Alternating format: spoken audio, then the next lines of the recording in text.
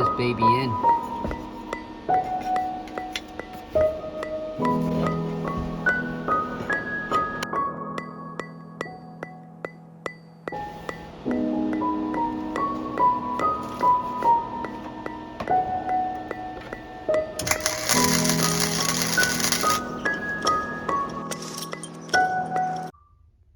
So I just welded in a 16 gauge steel plate to cover up that hole where the automatic shifter goes.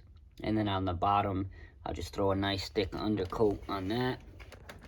And another thing you want to do to complete your automatic to manual swap is to switch the clutch pedal as well as the brake pedal. You're going to need to switch both of them, but if you don't have access to the brake pedal, as you can see, the clutch pedal curves to the right, the automatic one does not. So when you get the manual brake pedal, it's going to look exactly like the clutch pedal. But I've done this before and it seems to have good success, because if you don't cut a piece of the automatic brake pedal off, then it'll be really close to the clutch pedal. So what you want to do is, if you don't have access to a brake pedal at the very moment and you want to go ahead and move forward with the swap, go ahead and put the manual clutch pedal in, and then go ahead and search for a manual brake pedal. But you can definitely get by cutting a piece of the automatic pedal, and I'll show you now. So I just put the cover back on, but as you can see, I cut it. So if you don't cut it and you have this piece here and it sits really close, so sometimes when you go to press the clutch pedal, you'll actually be also pressing in the brake pedal. So what you want to do is cut that off. That gives you just another inch of room, which should be just enough for you to go ahead and run it like so. But ultimately, you want to go ahead and switch over to a manual brake pedal, which is going to be very similar to the clutch pedal. So with that said, if you guys want to go ahead and do that, you can cut a little piece off, basically as close to this as possible, and then you should be all set. And if you want, you don't have to, but I just threw this cover back over and it is good to go. You just go ahead and mount it. It stays on there pretty good, and I just put it all the way to the right, so it's fine. You got some clearance there, at least an inch of clearance, I'd say, a little over an inch, so you should be fine.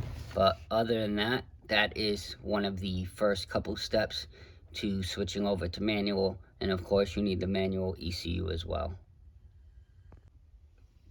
Alright, so you're gonna have to install your shift linkage. Now your shift linkage holes are going to be right here. I already did a pilot hole, which is basically initially a smaller hole. You want to do it as close to the center as possible. These holes are from removing the old automatic shifter. So now we're just going to be using these holes. Normally on the manual one, it'll have some welded nuts, so you can just tighten up the bolt all the way through. But here today, I have a bolt and a nut, as well as a washer for the bottom that's going to sit right on the bushing. If you don't put a nice big hefty washer on there, the shift linkage will pop out if you don't have the bracket. So with that said, I did a pilot hole, and now I'm going to be doing a 3/8 hole with this drill bit here. So I'll go ahead and I'll do that now. We'll drill that right out, and then we should be able to install our shift linkage, at least inside the cabin. Okay, we got our 3/8 drill bit in there. I'm just going to go ahead and drill it out.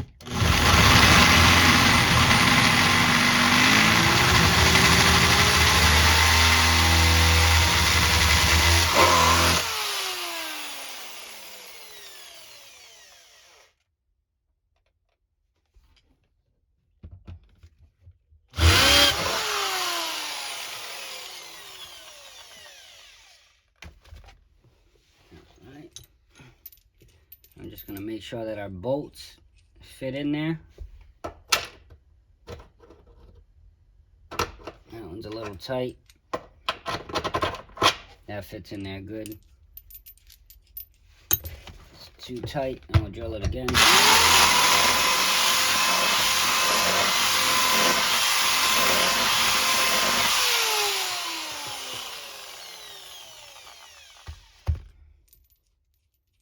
Okay, try it again. Boom. That's beautiful.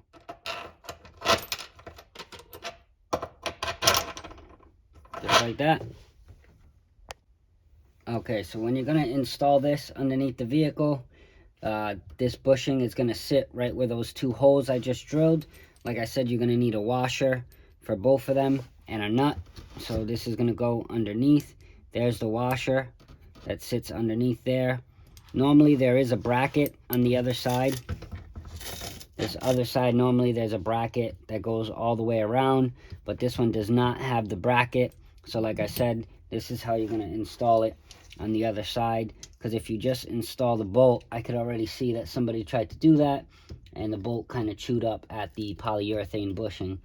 So what you want to do is, like I said, put that washer there, and you'll save yourself a drop shift linkage on the road, because if not, you will have some problems when you're driving. If you're heavy shifting or whatever the case may be, daily driving, these bolts can and will fall out. So make sure you get a bushing or get the OEM bracket that goes around it. Alright guys, so this is a shift linkage, and I'm going to show you how to replace the shifter. Mine is broken, so I can't thread anything on it, so I'm going to go ahead and remove it. You have 10s up here and then 10s on the bottom. I have 2 1/2-inch sockets on each side. I'm assuming that's an aftermarket nut and bolt, because normally it's a 12, but that's fine. Either way, it's a bolt, and we can change it and get that handled. So with that said, I'm going to take off the 10mm bolt first. So let's do that now. Alright, so now you should be able to remove it. So go ahead and pry up. So basically push this down and push this up. And as you can see, there's 1/2 of your shift linkage. And now you have a bracket that connects to the shift linkage that holds it together. You have this here, which is very important to put on when you change your shift linkage. So make sure you remove this and change it, which you simply just push down. And when you install it, you simply just push it up. So that way it sits snug inside this tunnel here, right here.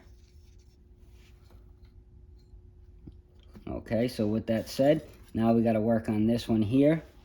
Okay, so I simply just have some vice grips or channel locks, whatever you want to call them, and hold the other side or put a socket on it or whatever you'd like, and then just zip it off. There it is. As simple as that. Take out the screw, and there is your shifter. Alright guys, so we have the replacement shifter here, and I believe this is a Skunk 2 I had gotten off of one of my parts cars. So yeah, it's pretty good. I don't have to buy a new one. As you can see, the shifter threads are in good condition, so that's good. So we'll go ahead and we'll install this now. And when you install it, in the vehicle, it's going to be like so. So the bent part is going to be facing towards the trunk. You don't want this like this facing towards the cluster or the bezel. So when you install it like this. So we'll install it now. Give it a couple whacks with your hand. Should fall into place. If it doesn't, when you tighten down those screws, it's going to fall into place. So we'll put our 10mm in there now.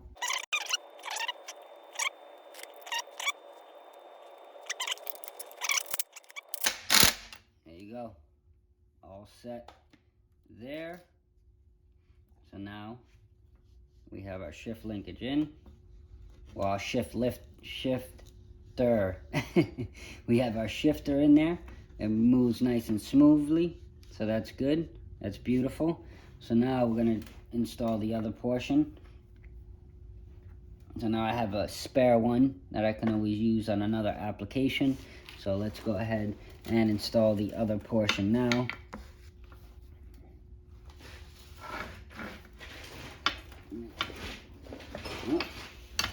Okay, so now I'm going to line this up with the new shifter.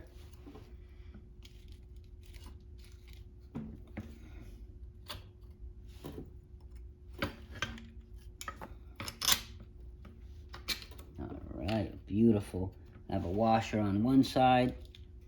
I'm going to install the washer on the other side as well. And then of course, can't forget the nut.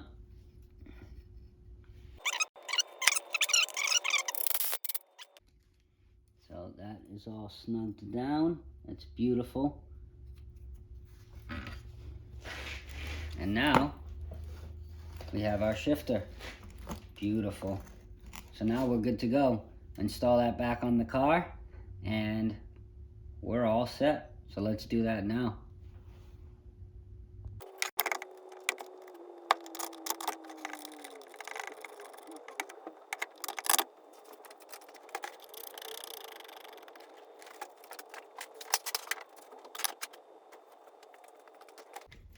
And that's how you install it. That's pretty much it. You go ahead and tighten these two bolts down until your shift linkage is flush. So just go ahead and tighten that down. And then once they're tightened down all the way, go ahead and connect them to the transmission. There's a 12mm bolt. You'll connect that to the transmission, and there's also going to be a bolt that's going to have a pin in it. That's the safety pin for the shift linkage, so go ahead and put that in. If not, you could also use a bolt with a nut with nylon threads. So other than that, that's pretty much how you install your shift linkage. It's just as simple as that, and you are good to go. If you found this video helpful, as always, like, comment, and subscribe. And keep on following for this EK Hatch automatic to 5-speed swap. Thanks for tuning in, guys. Have a good day. This is what it used to look like. And now, this is what it does look like. Still got a lot more to go. That's why the car's a mess. But stay tuned, and you'll see a lot more stuff on this auto to 5-speed.